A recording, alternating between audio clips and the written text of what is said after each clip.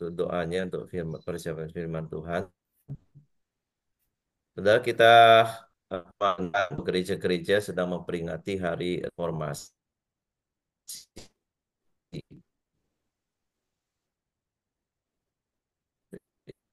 Ya. Kita lihat di dunia reformasi. Nah, mari kita ambil satu ayat ya untuk satu ayat yang sangat sudah familiar buat kita dari Roma pasal 12 ayat 2. Satu ayat ini menjadi fokus renungan kita pagi ini. Roma 12 ayat 2 saya bacakan sekalian buat semuanya. Janganlah kamu menjadi serupa dengan dunia ini, tetapi berubahlah oleh pembaharuan budimu, sehingga kamu dapat membedakan manakah kehendak Allah, apa yang baik, yang berkenan kepada Allah, dan yang sempurna.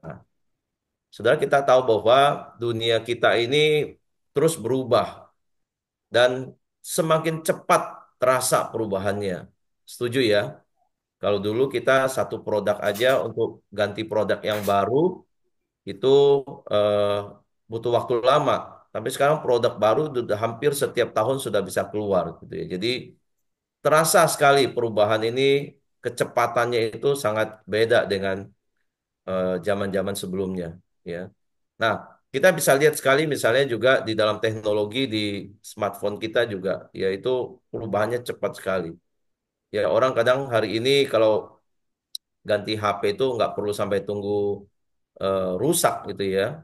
Begitu keluar baru sudah ditawarkan lagi dan orang biasanya membeli begitu. Jadi ini memang sangat satu sisi sangat membantu kita ya, teknologi-teknologi yang begitu cepat berkembang, tapi juga bisa membuat orang semakin rusak.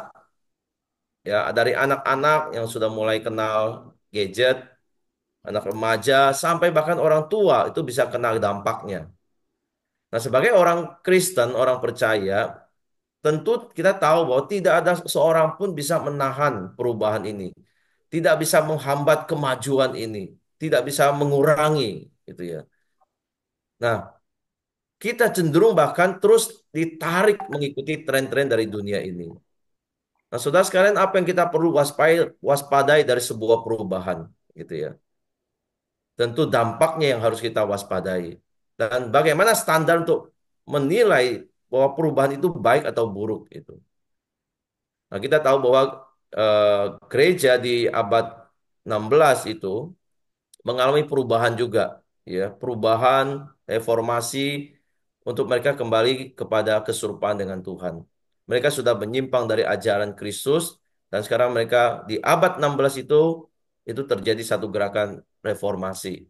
Ya, motonya kita sudah kenal lah, Ecclesia Reformata Semper Reformata Secundum Verbum Dei. Ini lengkapnya. Arti gereja reformasi harus selalu mereformasi dirinya sesuai dengan firman Tuhan. Gereja harus terus menguji dirinya, menguji pengajarannya, bahkan melihat praktek hidup dari jemaatnya. Apakah sudah sesuai dengan standar firman Tuhan, Alkitab sebagai otoritas paling tinggi dalam kehidupan umat Tuhan. Kalau pemahaman benar, maka harus diikuti dengan hidup praktek yang benar. Jika cuma ada pemahaman tapi hidupnya masih belum berubah, maka berarti perubahan reformasi tidak boleh berhenti. Maka hari ini seruan reformasi diri ini sangat digaungkan menjadi spirit reformasi dari waktu ke waktu hingga zaman ini, saudara sekalian. Ya, makanya dalam perubahan yang begitu cepat dari zaman ini, gereja itu bisa terbawa dan gereja harus menguji dirinya terus. Apakah berjalan di dalam firman Tuhan atau masih sesuai dengan kebenaran firman Tuhan ini. Saudara sekalian kita tahu bahwa gereja itu sudah dimulai pada waktu Pentakosta di abad-abad pertama. Dari pengajaran Kristus, dari Pentakosta kemudian lahirlah gereja. Bertumbuh besar, ya bahkan gereja di dalam penganiayaan juga terus berkembang dan bahkan murid-murid Tuhan yang dianiaya itu tersebar ke seluruh dunia dan mereka membawa berita Injil ini. Kalau kita lihat sejarah gereja itu seperti itu. Ya, dimulai dari Kristus, pengajaran Kristus kemudian diteruskan oleh rasul-rasul. Dan Tuhan izinkan penganiayaan untuk supaya gereja ini bertumbuh dan berkembang dan kemudian di abad kedua ketiga diteruskan oleh bapak-bapak gereja, ya, dengan penganiayaan-penganiayaan terus gereja tidak sampai mati, terus bertahan di dalam iman, di dalam kebenaran. So kita lihat bahwa eh, penganiayaan itu justru bisa menjadi satu senjata di tangan Tuhan, alat di tangan Tuhan untuk gereja kokoh, bertumbuh dan berkembang. Dari abad satu, abad 2, abad 3, begitu ya. Sampai di abad keempat itu eh, gereja sudah mulai menikmati satu fasilitas yang sangat baik. Karena ada Kaisar Romawi, Konstantinus itu menjadi Kristen. Dia merubah agama negaranya itu, ya, agama Kristen akhirnya menjadi agama negaranya. Ada fasilitas yang luar biasa yang diberikan karena dia Kaisar Kristen, maka semua orang Kristen itu untuk pembangunan rumah yang ibadah itu sangat mudah. Ya, ada banyak fasilitas yang diberikan untuk orang Kristen, mungkin termasuk keringanan pajak dan apa akses di dalam pemerintahan, di dalam politik. Diberikan fasilitas yang terbuka justru membuat gereja itu rusak, saudara sekalian. Ternyata kenyamanan itu menjadi musuh yang menggerogoti kekristenan dari dalam. Setelah abad keempat, masuk abad kelima. Ya, di abad kelima gereja mulai mengalami kemerosotan sampai di abad yang ke-15. Sudah bayangkan ya, kira-kira 10 abad dari abad 5 sampai 15 gereja itu sangat-sangat korup. Ada banyak praktek-praktek yang rusak di dalam gereja. Ada penyimpangan-penyimpangan terhadap firman Tuhan yang terjadi. Pemimpin gereja tidak bisa diandalkan. Mereka korup semuanya karena kekristenan menjadi kekristenan yang rapuh, yang imannya tidak lagi berdasarkan pengajaran-pengajaran Alkitab. Maka sudah kita lihat Tuhan izinkan reformasi di abad ke-16 untuk mengembalikan gereja di dalam jalur, ya, sehingga muncul kekristenan Protestan yang hari ini merayakan reformasi harus mengingat mereka tidak boleh berhenti untuk mereformasi dirinya. Apa tantangan zaman ini bagi gereja? Ya, kalau abad-abad sebelumnya kita sudah melihat tantangan gereja, penganiayaan, tidak menghancurkan gereja, kenyamanan di abad-abad yang 5, 4, 5 dan seterusnya membuat gereja sepertinya tertidur ada di dalam masa kegelapan. Tapi Tuhan bangunkan lewat gerakan reformasi, dunia berubah, ya, mempengaruhi banyak sendi-sendi kehidupan negara. Dan di zaman-zaman ini, apakah gereja masih berjalan di dalam kebenaran Tuhan? Apa yang dihadapi oleh gereja di zaman seperti ini, saudara? Nah, kita lihat beberapa hal, saudara. Yang pertama itu adalah soal budaya global, ya, yang dihadapi gereja di zaman ini. Ya, dulu kalau kita waktu zaman kita mungkin masih SMP, budaya yang kuat mempengaruhi mungkin hanya budaya Barat misalnya. Ya, tapi sekarang kalau kita lihat budaya global ini sangat-sangat membombardir di tengah-tengah kita. Mulai dari eh, budaya-budaya negara-negara, baik dari barat, dari timur, gitu ya, lewat lagu, lewat film, lewat makanan, lewat fashion. Ini jadi satu pertemuan budaya global, ya, karena perkembangan dari media informasi. Semua informasi bisa masuk. Tidak ada batasan lagi, tidak ada sekat lagi, sehingga dari manapun bisa diakses. Dan budaya global itu sangat mudah diadopsi, ya, khususnya kalangan muda sih. Ya. Pengaruh yang kuat itu luar biasa masuk ke Indonesia. Bisa dari Korea, dari Jepang, dari Thailand, ya. Eh, itu semua gampang sekali kita jumpai. Bahkan kalau kita lihat sederhananya makanan-makanan dari negara-negara pun sudah ada di Indonesia di mana-mana, ya. Jadi ini satu tantangan juga bagi orang Kristen. Ya, banyak yang tertarik mengikuti budaya dari luar dan kadang-kadang lupa dengan identitasnya. Ya, orang bisa rombak dirinya mengikuti tren budaya, akhirnya lupa dengan identitasnya. Ya. Sudah ponakan saya ini lulusan sastra Jepang, ya, di BINUS gitu. Waktu dia kuliah sastra Jepang, dia sangat terobsesi juga ya dengan bukan hanya bahasanya tapi budayanya, termasuk tokoh-tokoh di anime gitu ya. Jepang kan terkenal dengan anime-anime, kartun-kartun Jepang gitu. Ya, dia sangat tertarik ya, sangat terobsesi gitu ya. Dengan satu tokoh laki-laki di dunia anime itu ya, dan menganggap itu kadang dia bercanda itu awalnya bercanda ya, kelihatannya bercanda, menganggap itu pacarnya atau kadang dia sebut itu suaminya gitu ya. Sejak kapan dia begitu? Ya sejak dia mengenal budaya dari luar itu. Ya dia kuliah sastra Jepang dan dia tertarik dan terobsesi gitu. Saya khawatir sih sejujurnya ya. Jadi lama-lama ini bisa nggak bener gitu ya. Karena di Jepang itu memang aneh, saudara. Banyak pikiran-pikiran yang aneh-aneh gitu ya. Orang bisa menikah dengan boneka, bisa menikah dengan robot, bisa menikah dengan guling. Jadi pikiran liar orang-orang berdosa ini kacau, makin kacau. Makanya kenapa harus ada pembaharuan pikiran. Di dalam Kristus itu dibilang berubahlah oleh pembaharuan budimu. Sehingga kamu bisa membedakan mana kehendak Allah, mana bukan. Apa yang baik, apa yang benar, apa yang berkenan kepada Allah. Karena budaya itu nggak pandang benar, nggak pandang baik, itu semua bisa masuk di dalam pikiran kita. Dan mempengaruhi orang-orang Kristen. Maka kita perlu mengingat dan perlu kita ada di dalam komunitas orang Kristen supaya kita itu makin dikuduskan, makin benar. Pembaharuan itu terjadi melalui firman Tuhan yang kita terima dari pengajaran-pengajaran di gereja. Kehadiran budaya lokal itu dan budaya luar juga terutama itu punya muatan yang belum tentu sesuai dengan kitab suci.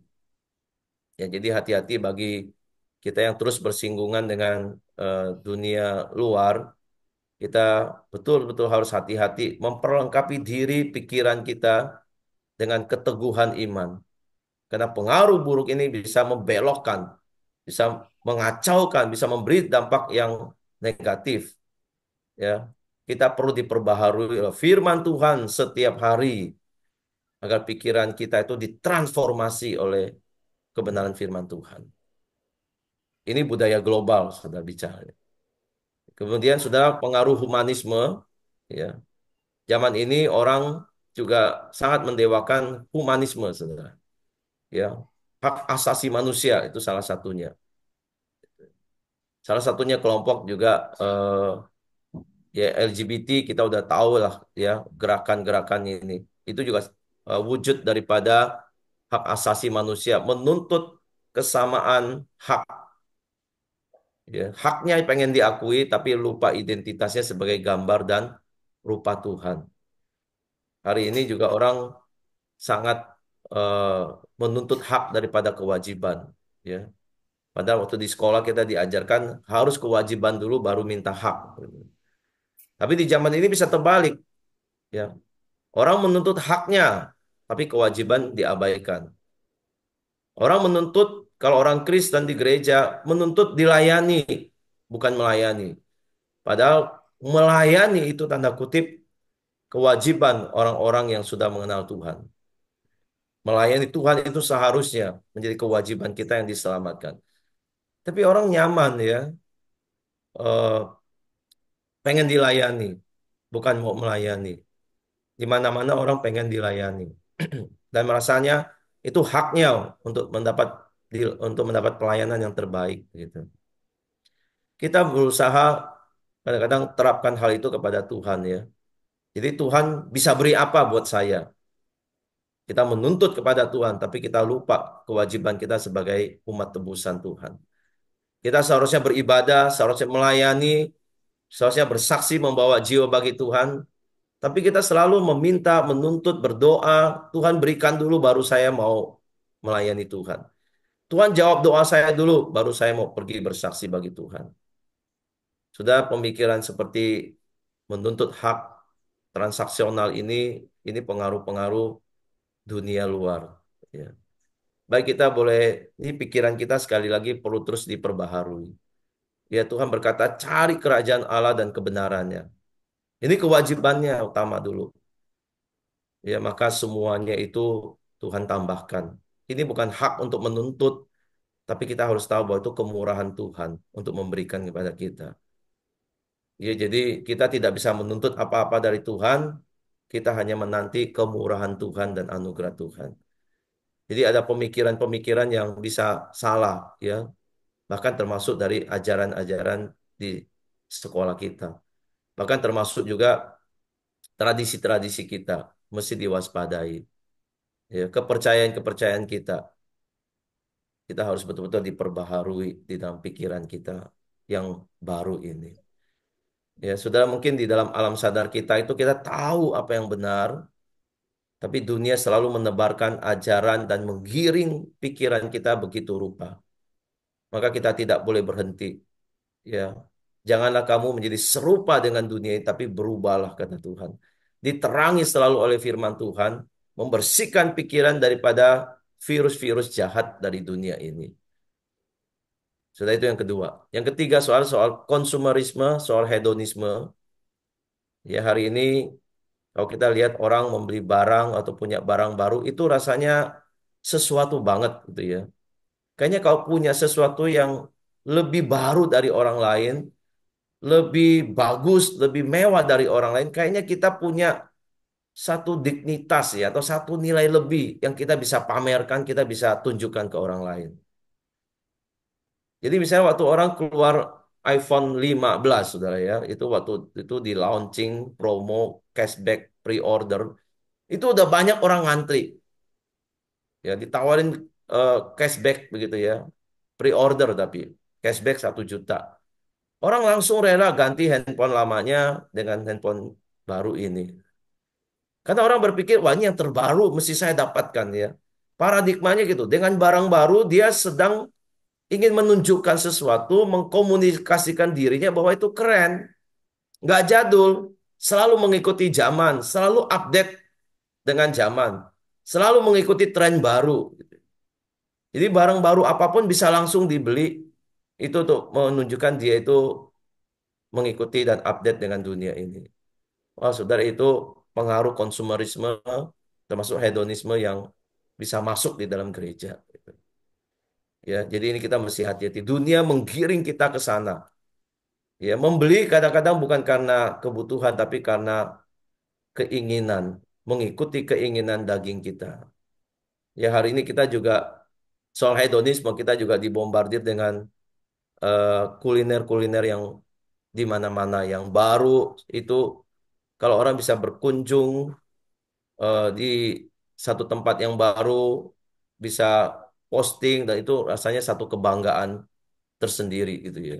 Orang banyak habiskan waktu, banyakkan uang dengan gaya hidup yang demikian, saudara. Ya belum lagi dengan hal-hal yang memfasilitasi begitu mudah gitu ya dengan kartu kredit. Jadi orang sudah digiring ke sana dengan konsumerisme yang dalam bentuk yang kita nggak sadar, akhirnya kita bisa terbawa. Hari ini orang gaya komunikasi itu bukan soal bahasa lagi, tapi apa yang dia pakai, apa yang dia gunakan, barang-barang yang bisa ditunjukkan, makanan yang bisa disantap, itu yang dikomunikasikan. Tempat-tempat healing dia kunjungi, itu yang dikomunikasikan lewat sosial media. Ya, dari situ orang menilai dan berharap orang memberikan pujian, menilai dirinya baik, menilai dirinya bagus, menilai dirinya itu sangat-sangat berkembang begitu. Sudah kita bisa jadi kehilangan identitas ya kalau kita mengikuti dunia ini. Kita terbawa dan akhirnya tergantikan dengan barang-barang yang seolah-olah itulah identitas kita. Itulah kita ditentukan oleh apa yang kita pakai, apa yang kita makan, apa yang kita gunakan. Sudah seperti itu tidak. Itu satu filosofi yang salah. Kita ditentukan dari apa yang kita makan. Kita ditentukan dari apa yang kita pakai. Kita ditentukan dari barang yang kita gunakan. Ini semua pengaruh daripada dunia hedonisme untuk kita hari ini. Jadi pengaruh dunia ini sangat-sangat tidak bisa diabaikan. Pengaruh baiknya ada, tapi kita tetap harus waspadai. Pengaruh buruknya bisa sampai di dalam komunitas gereja. Yang pelan-pelan akhirnya menggeser kita dari pembaharuan pikiran yang harusnya terjadi, tapi justru kita itu tidak bisa terjadi karena kita terbelenggu dengan pemikiran itu. Maka sebagai anak-anak Tuhan, Sekali lagi, saudara sekalian, ya, kita mesti diperbaharui dalam pemahaman yang benar. Kita bisa melihat ini baik atau tidak baik kalau kita punya firman Tuhan. Kita menguasai, memahami prinsip firman Tuhan yang kita hidupi di tengah-tengah dunia ini. Kita boleh pakai barang bagus, bernilai, ya saudara. Ya, tapi bukan karena supaya kita itu bisa terlihat keren, hebat, dan itu identitas kita. Orang Kristen tidak meletakkan identitasnya pada benda apapun. Tapi identitas orang Kristen adalah Kristus. Kristen itu sendiri adalah Kristus jadi pusatnya, saudara. Jadi tantangan waktu zaman sekarang ini dari waktu ke waktu sangat-sangat menggila, ya. Pengaruhnya pelan, cepat, itu kuat sekali arusnya. Jadi mari kita terus boleh berjalan di dalam firman Tuhan. Kesesuaian hidup kita terus dikoreksi, terus dibaharui oleh firman Tuhan. Yang mendidik kita, memberikan hikmat, dan memperbaiki, rela memperbaiki pemahaman yang salah. Ini spirit reformasi, ya, mengingatkan kita tidak statis, tidak diam, tapi dinamis di dalam firman Tuhan. Ya, ikan yang melawan arus itu kalau dia berhenti berenang, dia terbawa arus. Maka ikan itu tidak boleh berhenti berusaha, tidak boleh berhenti bergerak, tidak boleh berhenti bekerja. Terus berjuang sampai mencapai tujuannya. Saya kira gereja kita ini gereja reformasi juga. Yang lahir dari reformasi, gereja Kristen Protestan. Ya, biar kita menghidupi spirit ini, dinamis, bergerak ke arah yang benar, menghidupi Injil yang kita miliki.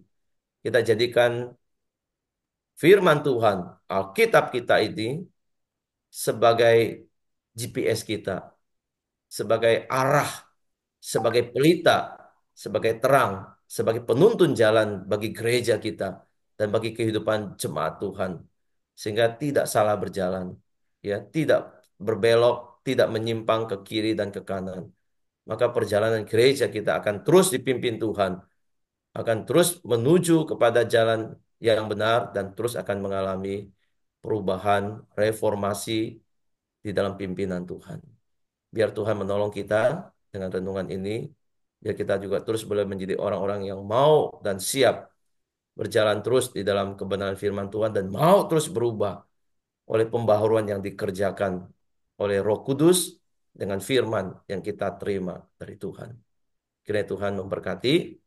Mari kita berdoa.